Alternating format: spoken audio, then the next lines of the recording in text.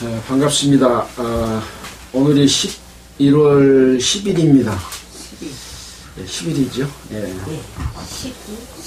날씨가 많이 차가워졌죠? 예.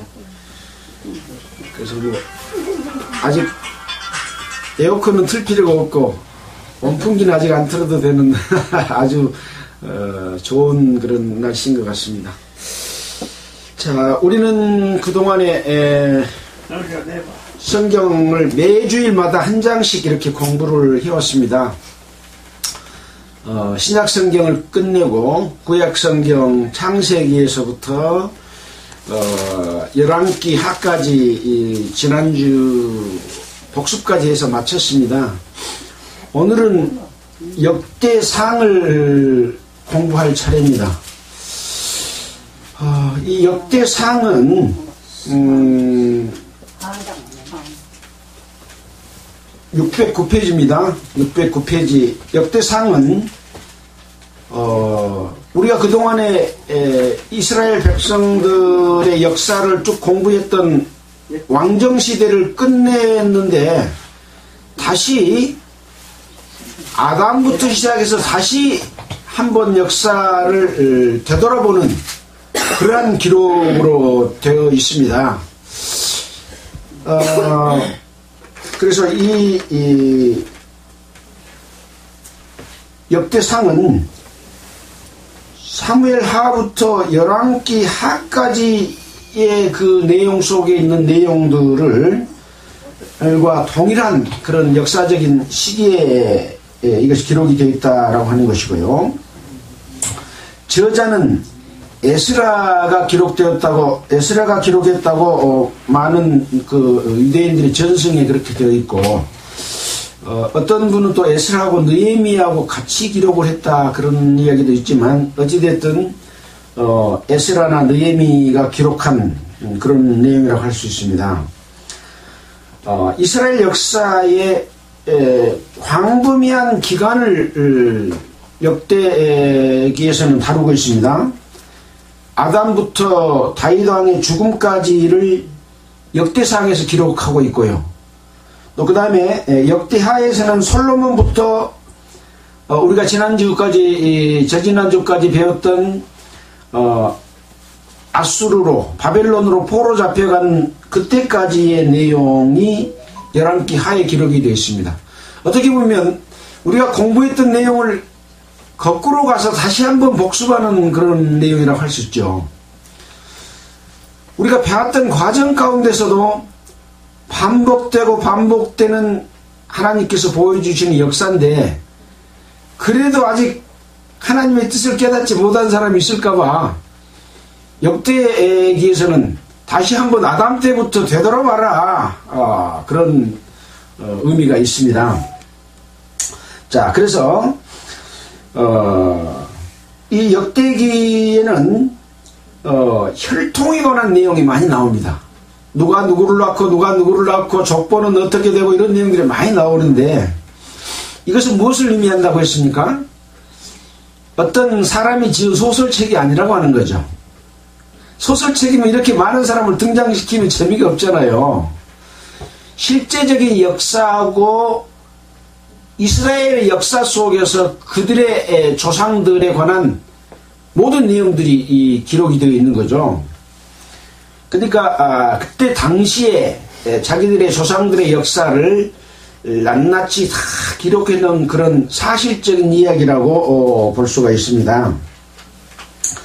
이 혈통을 다루는 데 있어서 혈통이라고 하면은 어떤 의미가 있습니까?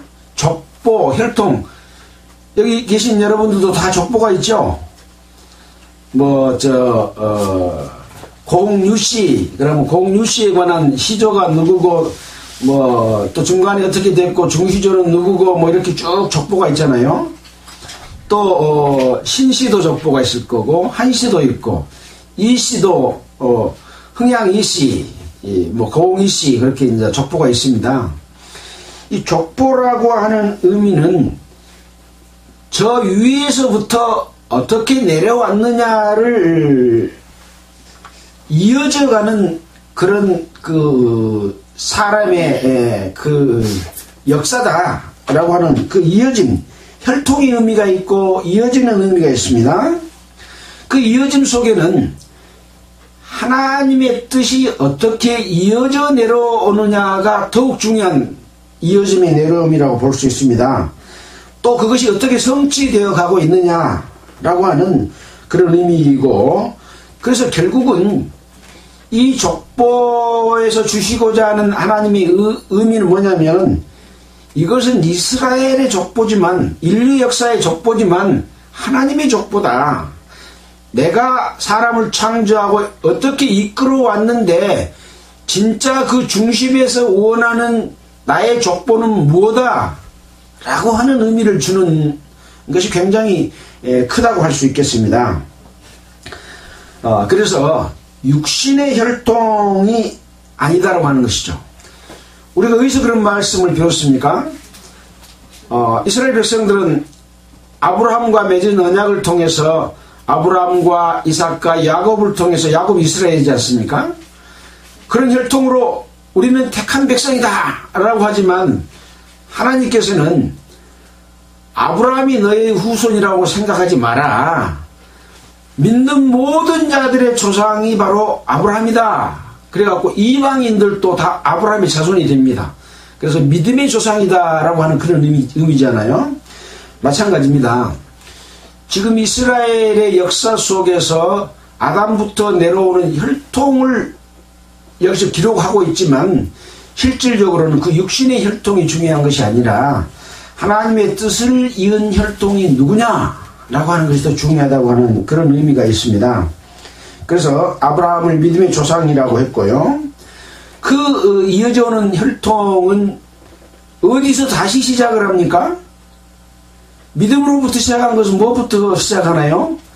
예수 그리스도를 믿는 믿음으로 말미암아서 하나님의 백성이 형성이 되지 않습니까? 주님의 몸된 교회.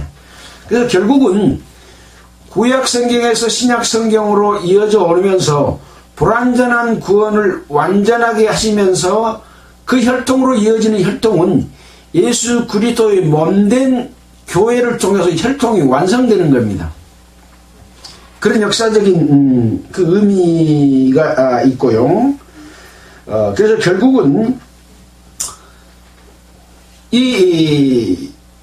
다시 한번 아담 때부터 역사를 살펴보는 의미는 하나님의 거하실 처소, 성전, 성소가 되어질 그 혈통의 진짜 혈통을 설명하시고자 하는 그런 의미가 있다라고 하는 것이 우리가 성경 전체를 살펴봤을 때도 우리는 지금 역대상을 지금 아직 공부하지 않았지만 그것이 제일 중요하다는 걸 알고 있잖아요.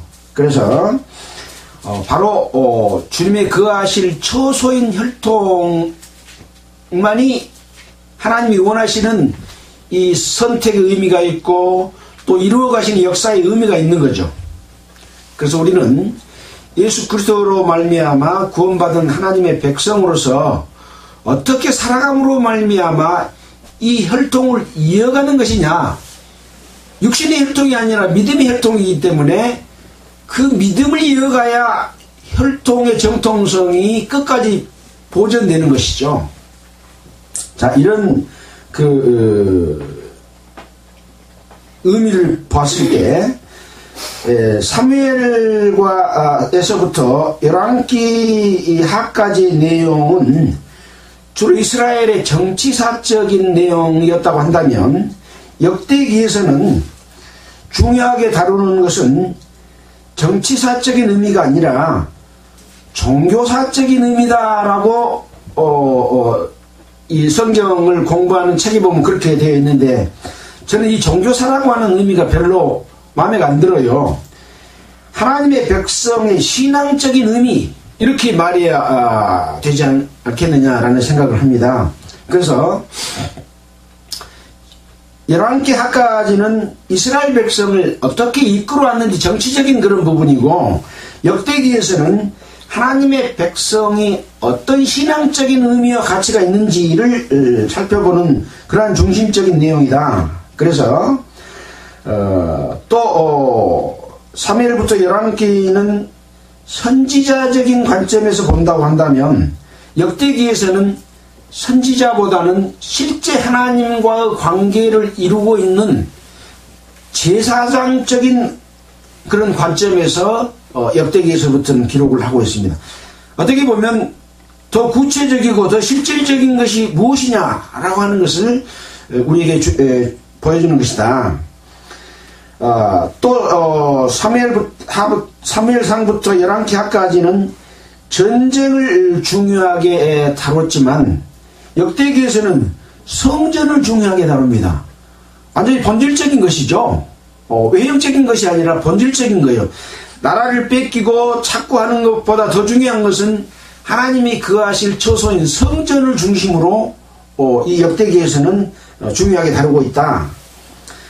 그 다음에 사무엘과 열왕기에서는 두 나라의 기록으로 되어 있습니다. 왜 두 나라가 됐나요? 솔로몬이 죄를 지음으로 말미암아 그 아들때에서 북쪽 이스라엘과 남쪽 유다로 나라가 나뉘었어요. 두 나라의 기록이 계속해서 1대 왕은 누구고 어떤 일을 했고 2대 왕은 누구고 또 유다도 그렇고 이스라엘도 그렇고 전부를 우리가 공부를 해봤잖아요. 근데 역대기에서는 유다 나라의 기록만 나와 있습니다. 우리가 공부할 때 이스라엘과 유다가 다른 점은 무엇이었나요? 이스라엘 왕들은 늘 우상을 섬기고 하나님 앞에 죄를 지었지만 유다 나라의 왕들은 그 잘못된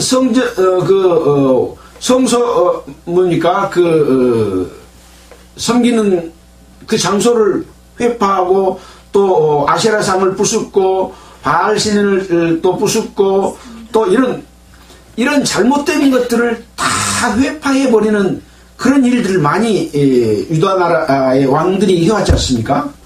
그래서 하나님의 뜻은, 하나님의 혈통은 이스라엘로 이어지는 것이 아니라 유다로 이어져 왔다라고 하는 의미를 역대기에서는 구체적으로 우리에게 보여주고 있다고 하는 것이죠. 이것이 바로 우리가 본받아야 될, 우리가 공부했던 내용 그대로입니다. 우리가 무엇을 어떻게 믿어야만이 하나님을 공경하는 것인가 하는 것을 다시 한번 그 중심적인 내용으로서 유다 나라의 기록을 하고 있다라는 것이고요. 사무엘부터 열왕기는 이스라엘의 민족사적인 내용에 있어서 연속적인 역사 기록이었다고 한다면 역대기에서는 다윗의 계보에 관한 내용이 중점적으로 기록이 되어 있습니다. 다르잖아요. 우리가 어떻게 공부했나요? 어떤 왕은 다윗과 달리 죄를 짓는 사람이 있었는가 하면 어떤 왕은 다윗의 뜻을 따라서 다윗의 하나님을 공경했던 그 올바른 뜻을 따랐다. 그렇게 이야기하고 있잖아요. 이제 역대기에서는 다윗의 계보 속에서 어떻게 그 올바른 믿음과 삶이 지속되어 왔느냐라고 하는 것을 보여주고 있다라고 하는 것이고요. 또 사무엘과 열왕기에서는 인간의 실패, 하나님의 백성의 실패에 관한 부분을 기록했다고 한다면 이 역대기에서는 하나님의 그 실패한 사람이지만 돌이키는 자들에게 어떻게 하나님께서 다시 회복시켜 주시고 보호해 주시고 하나님의 나라, 하나님의 백성을 이끌어 가시는지 그 하나님의 신실하심에 관한 내용이 기록이 되어 있습니다. 지금 이스라엘은 아수리의 포로 잡혀갔잖아요. 유다는 바벨론으로 포로 잡혀갔잖아요. 나라가 끝나버린 겁니다. 우리가 뭐라고 했나요? 아수리의 포로 잡히고 바벨론의 포로 잡혀갔다고 한 것은 마귀에게 끌려가서 마귀의 종이 되어버린 것과 같다, 그런 이야기죠. 그러면 하나님의 백성이 끝났습니까? 그러나 그 속에서 하나님의 뜻을 섬기는 자들이 있다는 거죠. 그들을 어떻게 다시 이끌어내서 하나님께서 하나님의 그 신실하신 약속을 지켜가시는가 하는 것을 보여주고 있다는 의미에서 이 역대기 공부가 우리에게 어떤 교훈을 줄지 저도 기대가 되고 여러분과 함께 쭉 살펴봤으면 하는 그런 마음으로 역대상을 오늘 시작하도록 하겠습니다. 오늘은 1장을 천천히 끝까지 쭉 읽어가면서 그 내용들을 살펴보도록 하겠습니다. 역대상 1장. 아담, 셋, 에노스, 게난, 마할랄렐, 야렛, 에녹, 무드셀라, 라멕, 노아, 셈, 함과 야벳. 이렇게 1장 1절로부터 4절까지 이렇게 사람 이름만 쭉 기록되어 있어요. 무엇을 이야기합니까? 아담 때부터 내려온 족보를 이야기하고 있는데 이 족보에 이 사람만 있겠습니까? 많은 사람이 있죠. 근데 그거 딱 빼놓고 이 사람들만 딱 이어져 기록을 해놨습니다. 하나님의 족보는 이것이다라고 하는 거죠. 누구를 통해서 이어져 내려오고 있느냐? 하나님의 뜻에 합당한 사람만 하나님의 진정한 족보다라고 하는 의미를 이 1절부터 4절에서도 우리는 캐치를 할 수가 있다고 하는 것이죠. 자, 하나님이 창조하신 것은 아담과 하와죠. 그래서 거기에서 누가 태어났습니까? 가인과 아벨이 태어났죠. 근데 이 가인이 아벨을 돌로 쳐 죽였지 않습니까? 그러니까 가인은 하나님의 뜻에 맞는 대로 하나님을 공경한 것이 아니라 자기 뜻대로 하나님을 공경했고, 아벨은 하나님의 뜻을 따라서 공경을 했는데 하나님이 아벨의 제사는 받고 가인의 제사는 안 받으니까 아벨이 가인을 죽여버렸거든요. 그럼 하나님의 뜻이 거기서 끝난 것이 아니라 다시 아이를 낳게 해서 셋을 줬습니다. 그래서 아담의 큰아들은 가인이지만 가인은 하나님 앞에서 쫓겨나고 셋의 후손이 하나님의 혈통이다, 그렇게 말하는 거죠. 그러니까 하나님이 이 인류를 번성시켰지만은 하나님의 뜻에 합치된 사람만 하나님의 역사 속에 있다고 하는 것을 의미하고, 또 구원받은 하나님의 백성이지만 하나님의 뜻을 따라서 사는 사람만 하나님의 백성으로 인정해 준다고 하는 하나님의 마음이 이곳에 담겨 있다라고 하는 것이죠. 모든 인류를 이렇게 번성하는 것은 다 하나님의 뜻이죠. 뜻이지만 하나님의 뜻을 합당히 행하느냐 행하지 않느냐에 따라서 하나님은 살아있는 자, 죽은 자 그렇게 보는 거죠. 지금 세상에는 많은 사람이 살아있지만 거듭난 사람은 하나님의 백성으로 살아있는 자고, 거듭나지 않는 사람은 그냥 죽은 자로 보는 거지 살아있다고 안 보는 거예요. 근데 그 중에서도 하나님의 백성 중에서도 하나님의 뜻을 따르는 자가 있고 하나님의 뜻을 따르지 않는 자가 있다고 하는 것은 우리는 어디서 배웠나요? 이스라엘의 역사 속에서 배웠습니다. 하나님의 뜻을 따르지 않는 자는 어떻게 됐고 하나님의 뜻을 따르는 자는 어떻게 됐느냐라고 하는 것을 계속 거울로서 수십 번, 수백 번, 수천 번 보여주셨던 것이죠. 여기 역대상 1장 1절로 4절에서도 그것을 보여주고 있다. 그래서 그 역사는 셋에 이어서 에노스, 게난, 마할랄렐, 전부 지금 아담의 아들은 셋, 셋의 아들은 에노스, 에노스의 아들은 게난, 이렇게 이어집니다. 게난의 아들은 마할랄렐, 마할랄렐의 아들은 야렛, 야렛의 아들은 에녹, 에녹의 아들은 무드셀라, 그 다음에 무드셀라의 아들은 라멕, 라멕의 아들은 노아, 이렇게 이어지는 거죠. 근데 그 밑에 노아의 후손 세 사람은 다 바로 세 사람이 노아의 아들입니다. 이 세 사람에 관한 사항을 통해서 어떻게 노아의 세 아들들이 하나님을 따르냐 따르지 않느냐에 따라서 번성하기도 하고 복을 받기도 하고 종이 되기도 하고 또 축복을 받기도 하고 저주도 받기도 하고 그런 내용들이 기록되어 있습니다. 그래서 이 에녹은 죽음을 보지 않고 공중으로 이끌어 올라간 그런 사람입니다. 하나님 앞에 의인이었기 때문에 그렇게 이끌어 올라가서 우리가 말하는 휴거, 죽지 않고 올라가는 게 휴거라고 그러지 않습니까? 휴거된 사람이 바로 에녹이다. 무드셀라는 어떤 사람입니까? 이 지구상에서 가장 오래 살았던, 나이가 969세를 살았던, 최고 오래 살았던 사람입니다. 지금은 이렇게 사는 사람이 있나요? 없죠. 100살을 못 살아서 100살 살면 많이 살았다 그렇게 이야기하잖아요. 물론 이제 100살이 넘고 110살 뭐 이렇게 120살 산 사람도 있기는 있을 거예요. 그러나 나이가 줄었죠. 왜 나이가 줄었다고 생각이 듭니까? 예, 원래 지구를 창조할 때는 지구를 만들어 놓고 지구 위에다가 물층을 만들었습니다. 물층을 만들었고 또 지구에도 물이 있었잖아요.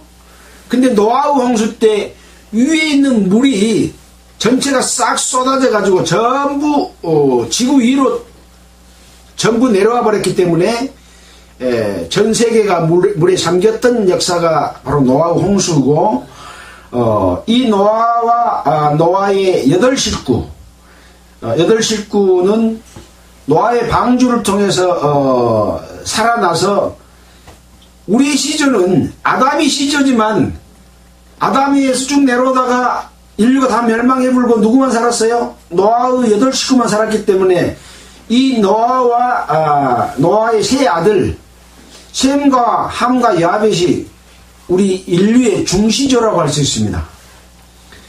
이 셋에 속하지 않는 사람은 지구상에 아무도 없습니다. 이 셋 중에 한 사람이 우리 중시조예요. 우리 중시조는 누굴까요? 셈, 함, 야벳 중에 누가 길까요? 우리는 큰아들인 셈족에 속합니다. 둘째 아들은 누구요? 함이고 셋째 아들은 야벳이잖아요.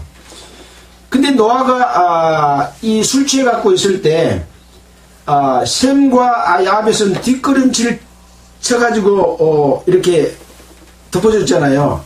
근데 함은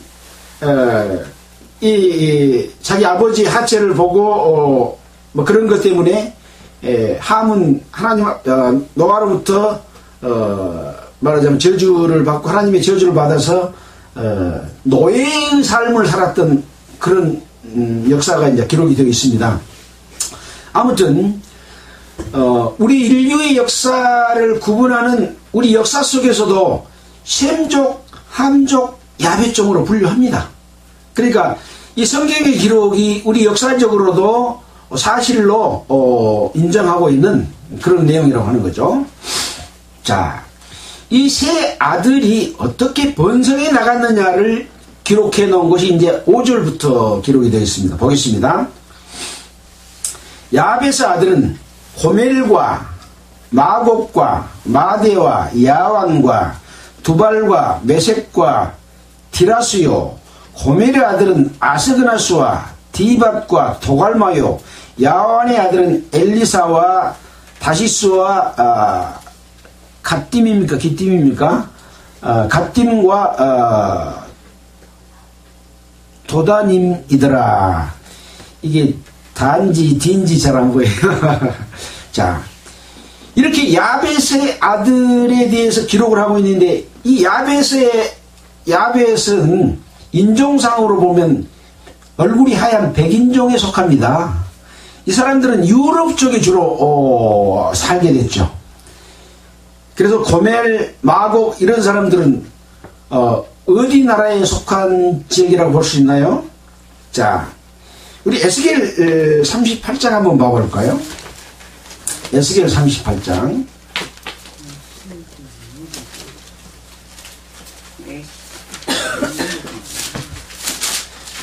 성경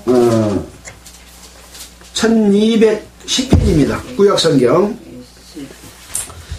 에스겔 38장에 보면 여호와의 말씀이 내게 임하여 가라사대 인자야 너는 마곡 땅에 있는 곧 로스와 메섹과 두발 왕에게로 얼굴을 향하고 그를 쳐서 에어나에 이르기를 주 여호와의 말씀에 로스와 메섹과 두발 왕 고가 내가 너를 대적하여 너를 돌이켜 갈고리로 내 아가리를 꿰고 너와 말과 기병 곧 내 온 군대를 끌어내되 완전한 갑옷을 입고 큰 방패와 작은 방패를 가지며 칼을 잡은 큰 무리와 그들과 함께한 바 방패와 투구를 갖춘 바사와 구스와 북과 고멜과 그 모든 때와 극한 북방의 도갈마 족속과 그 모든 때 그 많은 백성의 무리를 너와 함께 끌어내리라.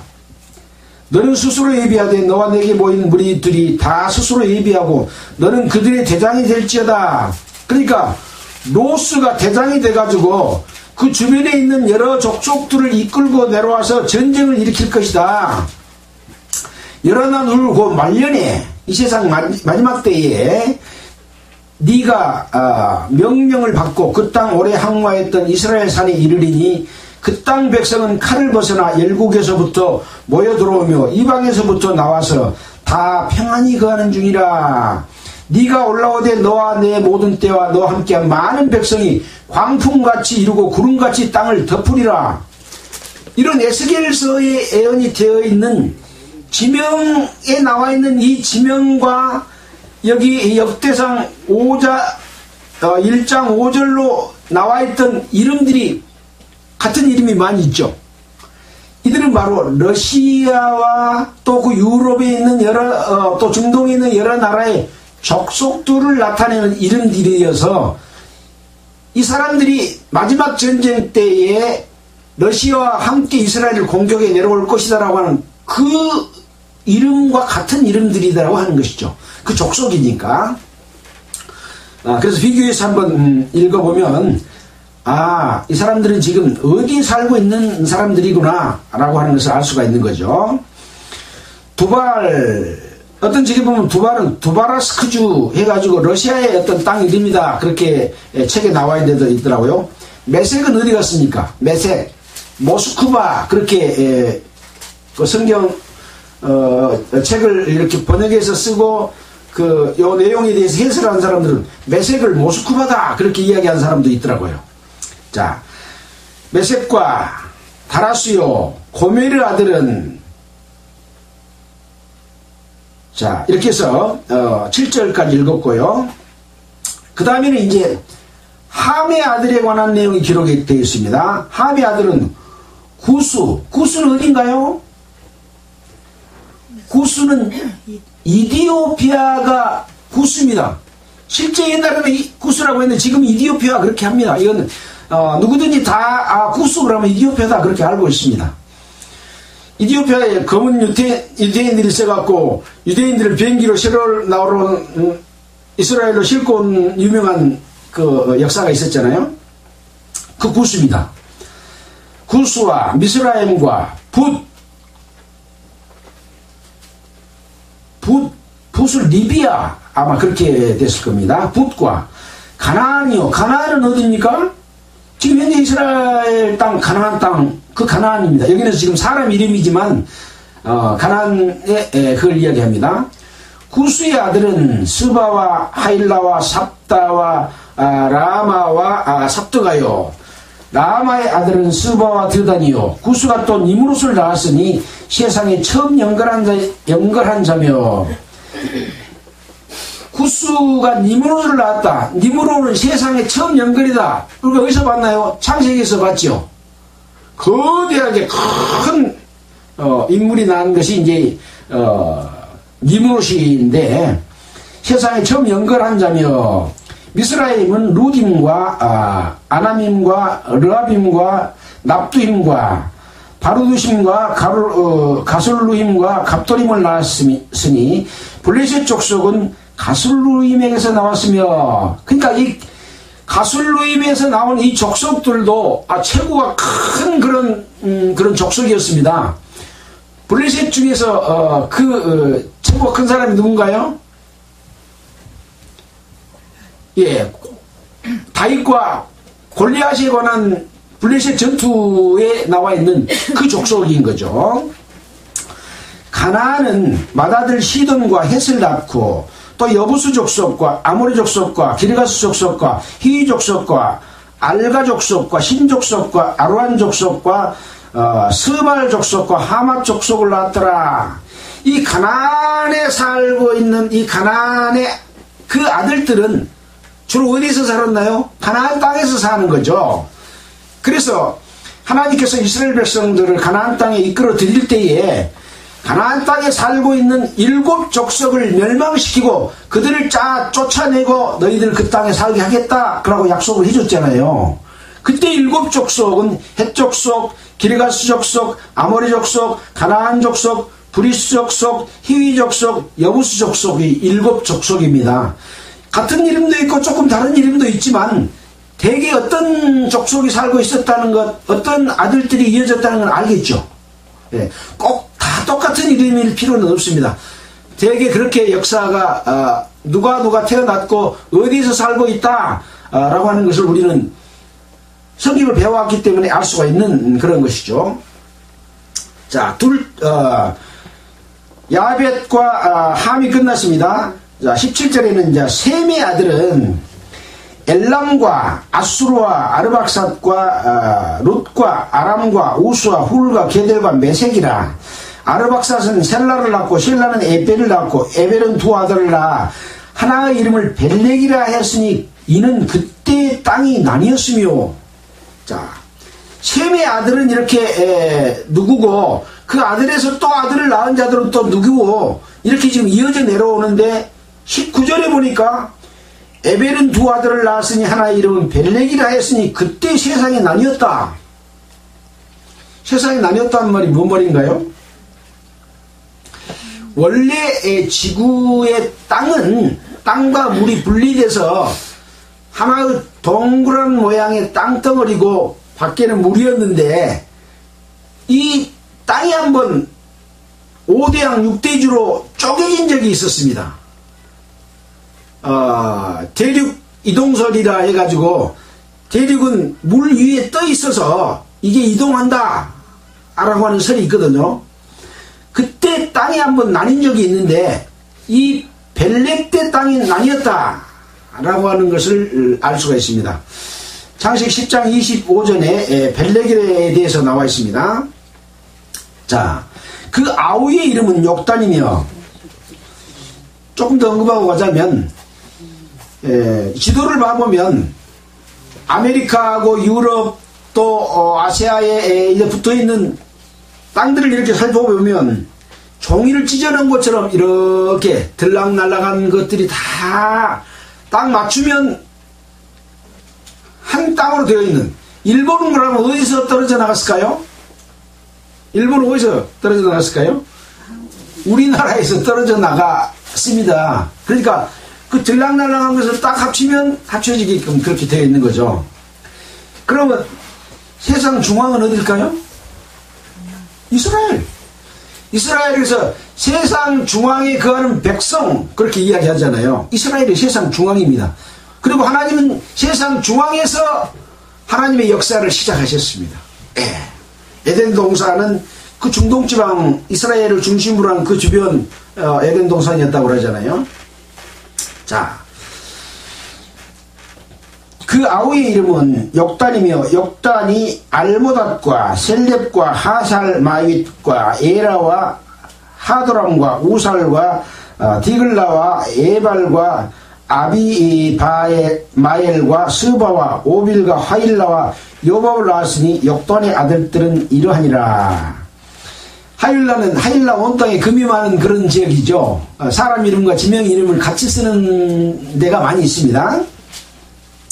자, 24, 25, 26, 27절에 또 셈, 아르박삿, 셀라, 에벨, 벨렉, 루, 이륙, 나홀, 데라, 아브라함 곧 아브라함 이렇게 셈과 함과 야벳의 자손들은 이러하다 라고 하면서 24절 이후에는 셈, 아르박삿, 셀라, 에벨, 벨렉, 루, 수룩, 나홀, 데라, 아브람 곧 아브람 하고 기록한 것은 이렇게 많은 사람들을 낳고 여기 기록 안 된 사람도 얼마나 많겠습니까?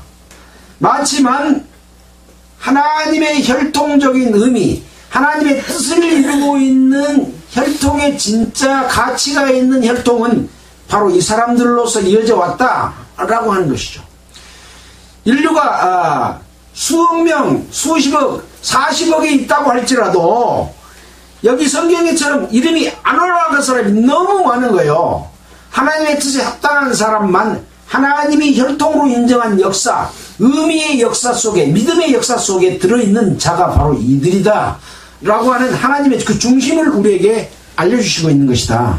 그 얼른 우리가 받아들여야 되는 거죠. 그래서 우리도 이런 이름에 들어갈 수 있는 신앙적인 삶을 살아야 되는 거죠. 우리는 그동안에 배웠기 때문에 어떻게 사는 것이 올바른 신앙이다는 알고 있어서 충분히 이 속에 들어갈 수 있는 우리는 그런 성경을 공부해 왔습니다.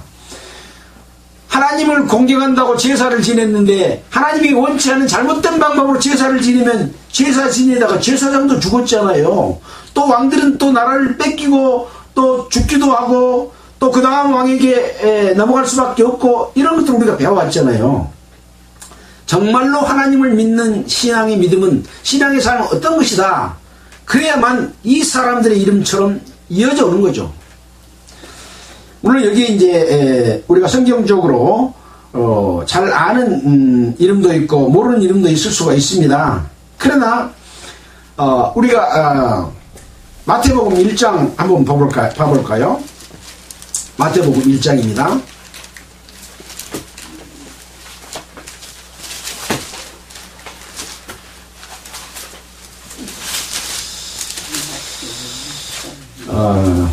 아브라함과 다윗의 자손 예수 그리스도의 세계라. 아브라함은 이삭을 낳고 이삭은 야곱을 낳고 야곱은 유다와 그 형제를 낳고 유다는 다말에게서 베레스와 셰레를 낳고 베레스는 헤스를 낳고 헤스로는 남을 낳고 남은 아비나답을 낳고 아비나답은 나소를 낳고 나소는 살몬을 낳고 살몬은 라합에게서 보아스를 낳고 보아스는 루덱에서 오벳을 낳고 오벳은 이세를 낳고 이세는 다이당을 낳으니라. 그 다음에 쭉 또 내려온 이름 중에서 하나님의 뜻에 합당한 대로 그 혈통의 역사가 이어져 와서 맨 나중에 야곱은 마리아의 남편 요셉을 낳았으니 마리아에게서 그리스도라 칭하는 예수가 나니라. 사실 따지고 보면 야곱은 마리아의 남편 요셉을 낳았다 라고 했는데 예수님은 요셉의 육신적 혈통으로 났습니까? 아니잖아요. 다만 이렇게 하나님의 역사가 내려져 왔는데 그 역사는 하나님의 뜻에 합치된 사람이다. 그렇지만 그들도 역시 육신을 가진 자들로서 죄를 짓고 살아왔기 때문에 죄 없는 성령으로 마리아에게 잉태하사 아들을 낳게 하는 것이 바로 예수님이다. 그런 의미인 거예요. 그러니까 육신의 혈통의 의미가 있어요, 없어요? 있는 의미는 하나님의 뜻을 따라 산 자들은 육신의 혈통으로도 인정하지만 진짜 의미는 육신의 혈통의 의미가 아니고 하나님의 뜻을 따른 혈통의 의미다, 그거예요. 그 예수님은 또 그 뜻을 따라서 예수님이 탄생하셨고 그런 내용을 이 역사 속에 이렇게 많은 이름이 있지만 기록된 이 이름의 의미가 그런 의미다라는 것을 아시기를 바라겠습니다. 자, 그 다음에 이제 28절에서는 이스마엘 세계 해가지고 이스마엘에 대해서 나와요. 아브라함의 아들은 이삭과 이스마엘이라. 이스마엘의 세계는 이러하니 그 맏아들은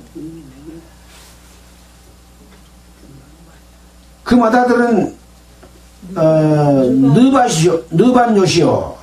다음은 게달과 압부엘과 밉삼과 미스바와 두마와 마사와 하닷과 데마와 여둘과 나비스와 게드마라. 이스마엘의 아들들은 이러하니라 라면서 이스마엘에 관한 이야기도 나와 있잖아요. 이삭과 이스마엘, 하나님의 약속은 아브라함과 이삭과 야곱을 통해서 이어지는데 이스마엘을 통해서는 이어지지 않잖아요, 하나님의 역사는. 근데 이 이스마엘은 이삭과 대립하는 지금 아랍이라고 하는 사람들은 다 이스마엘의 그 족속으로서 이삭과 대치되는, 이삭으로 이어지는 야곱과 이스라엘과 싸우는 그런 세력으로 중동 지방에 지금 거주하고 전쟁을 늘 그들과 지금 하고 있는 것이잖아요. 32절입니다. 아브라함의 첫 구두라를 낳은 아들은 시므란과 역단과 무단과 미디안과 이스박과 수아요. 역산의 아들은 스바와 드단이요. 미디안의 아들은 에바와 에벨과 하녹과 아비다와 엘다아니. 구두라의 아들들은 이러하니라. 그러니까 그 아들 손지까지 막 기록을 해놨지 않습니까?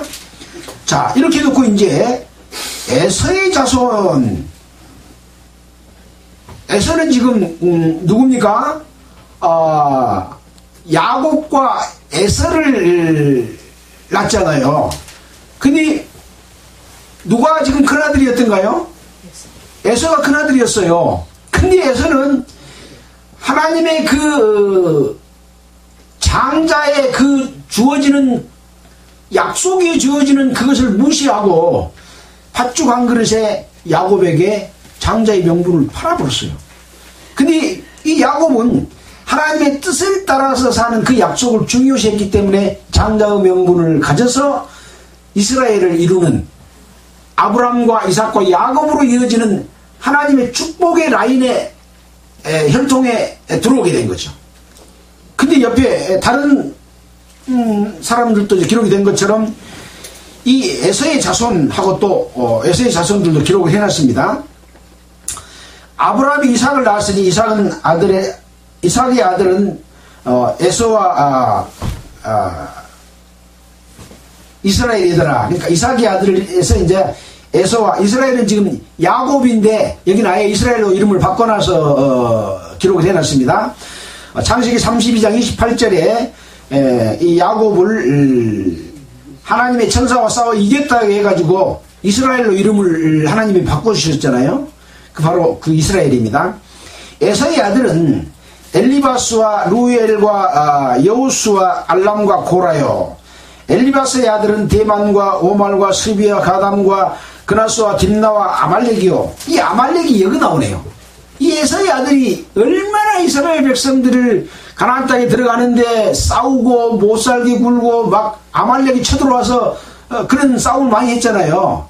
항상 그러니까 하나님의 뜻과 배치되어 있는 혈통들은 늘 하나님의 백성들을 괴롭힙니다.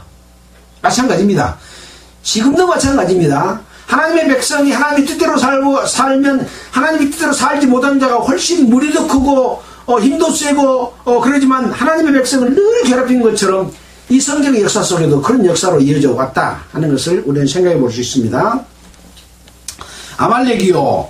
루의 아들은 나합과 세라와 삼마와 미사요. 세일의 아들은 로단과 소발과 시부온과 아나와 디손과 에셀과 디산이요. 로단의 아들은 호리와 호암이요. 로단의 누이는 딥나요. 소발의 아들은 알람과 마나합과 에발과 실비아 오남이요. 시부의 아들은 아야와 아나요. 아나의 아들은 디손이요. 디손의 아들은 하므란과 에스반과 이드란과 그란이요. 에셀의 아들은 비람과 사이완과 야간이요. 디산의 아들은 우스와 아란이더라. 그러니까 여기 이름이 기록됐다고 해서 다 하나님의 뜻을 잘 따른 사람이 아니라 하나님의 뜻을 따르는 자와 어떻게 잘못 따르는 사람이 대치관계를 이루었느냐, 어떻게 싸웠느냐, 이런 것을 함께 보여주기 위해서 좋은 것을 보여주려면 나쁜 것도 같이 있어야 되잖아요. 좋은 거 하나만 있으면 나쁜 것하고 비교가 안 되기 때문에 좋은 건지 모르잖아요. 이 세상에 다 금밖에 없으면 금이 좋은 것입니까? 아니겠죠. 금이 적고 귀하기 때문에 금이 값이 나가는 것처럼 이렇게 많은 사람이 있지만 이 많은 사람은 하나님의 혈통이 어떻게 그 뜻을 따라 이루어지는지 말하자면 알려주기 위한 대비되는 사람들로서 기록했다라고 할 수 있는 거죠. 아까 아말렉을 그런 예로 들었지 않습니까? 자, 그 다음에 43절부터는 에돔 땅을 다스린 왕들. 에돔 땅이 어디입니까? 사해 밑에 오른쪽 동쪽으로가 이 에돔 땅입니다. 성경에 보면 지도를 보면 그렇게 나와 있습니다. 그러면 이 에돔은 누굽니까? 에돔은 에서입니다. 에서의 다른 이름. 그래서 에돔 그러면 에서구나 이렇게 생각해야 됩니다.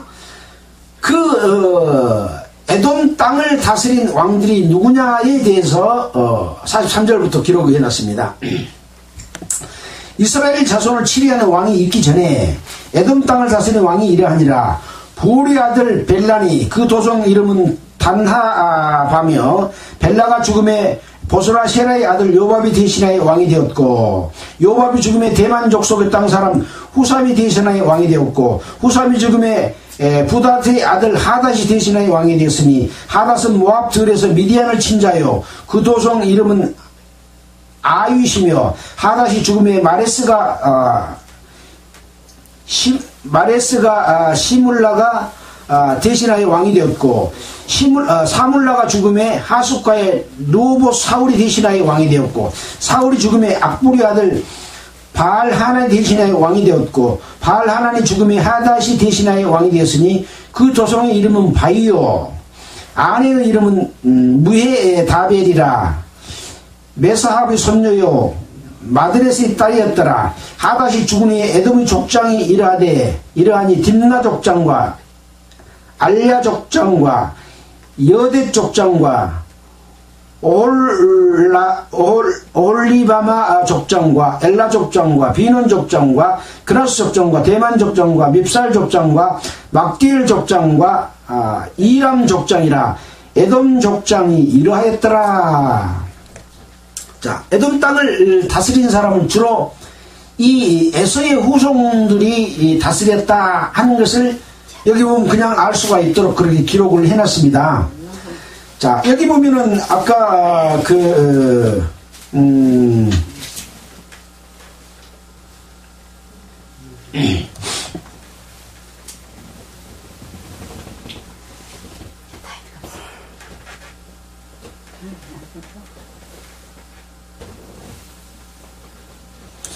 하닷은 모압들에서 미디안을 친 자요.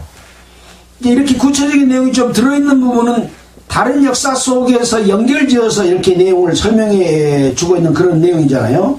자, 그리고 또 하나 아까 부올의 아들 벨란이, 우리는 부올의 아들 누구에 대해서 공부해 본 적이 있나요? 그렇죠. 부올의 아들 발람 선지자에 대해서 우리가 공부해 본 적이 있어요. 이 발람 선지자는 이방이지만 하나님의 선지자로서 하나님께 늘 물어보고 하나님의 뜻이 합당한 대로만 이렇게 살아왔던 그런 사람이었기 때문에 발람이 어떤 예언을 하면 그 예언대로 이루어지고 막 그런 미리 내다보는 그런 성견을 가지고 있는 자였지 않습니까? 그때 이제 이스라엘이 이 발람 선지자의 그런 그 꾀임에 넘어가가지고 바알보올 사건에서 이 발람의 꼬임으로 많은 그 여성들과 잘못된 그런 관계를 하고 그걸로 인해서 막 죽고 연병이 들고 그런 역사가 있었잖아요. 바로 그런 것과 비교해 봤을 때 이 에서의 자손인 에돔 땅을 다스리는 왕들의 역사 속에서 부올의 아들 벨라도 다스리는 왕 속에 하나 있었구나, 이런 걸 우리가 생각해 볼 수 있는 거죠. 다른 성경과 다 연관성을 가지고 있다라고 하는 것이죠. 그래서 여기 기록된 이런 내용들은 여기에만 기록되고 끝날 수도 있고, 어떤 사람은 다른 역사 속에서 연결을 시켜주면서 에서의 후손들은 이런 사람이 있어. 에서는 한마디 말로 성경 속에서 바른 길을 간 사람입니까? 바른 길을 가지 않는 사람입니까? 바른 길을 가지 않는 사람의 대표로 볼 수 있는 거죠. 야곱은 하나님의 뜻을, 약속을 중시하고 어떤 그런 혈통에 속하는 것이고, 그래서 이런 역사들을 통해서 하나님의 뜻에서 벗어났지만 그 중에서도 구원받은 사람이 있기도 하고, 대부분의 사람들은 벗어난 그 혈족과 함께한 사람들은 멸망을 당하는 쪽으로 많이 가지만, 그 중에서도 올바른 믿음을 가진 사람들은 하나님이 구원해 주시기도 하고, 하나님의 혈통 속에서 이름이 이어져 내려온 속에서도 잘못 산 사람들은 멸망을 당하기도 하고, 이런 것을 우리는 늘 볼 수가 있습니다. 그래서 하나님의 혈통과 약속과는 혈통에서 반드시 그 약속이 성취되는 것이 아니라 그 혈통이 주는 의미는 하나님의 뜻을 따르는 혈통이다라고 하는 이 의미를 우리는 역대기를 통해서 배우고 우리의 신앙을 올바로 가져서 우리가 믿는, 옛날로 말하면 제사 지내는 거고 지금은 뭡니까? 예배 드리는 이 예배의 삶을 올바르게 살아서 하나님 앞에 축복받는 그런 사람이 되었으면 좋겠다라는 말씀으로 오늘의 말씀을 마치도록 하겠습니다. 기도드리겠습니다. 하나님 아버지 감사합니다.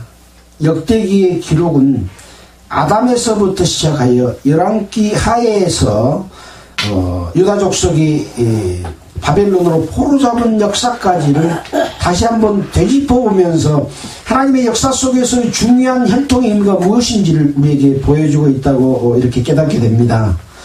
이 내용을 올바로 우리가 알고 그 속에 있는 하나님의 뜻을 바르게 깨달아서 하나님의 뜻을 따라 사는 모든 사람이 되도록 주님 축복하여 주시옵소서. 이 모든 말씀을 우리를 권해주신 예수 그리스도 이름으로 기도드렸습니다. 아멘. 찬송가는 28장 하겠습니다.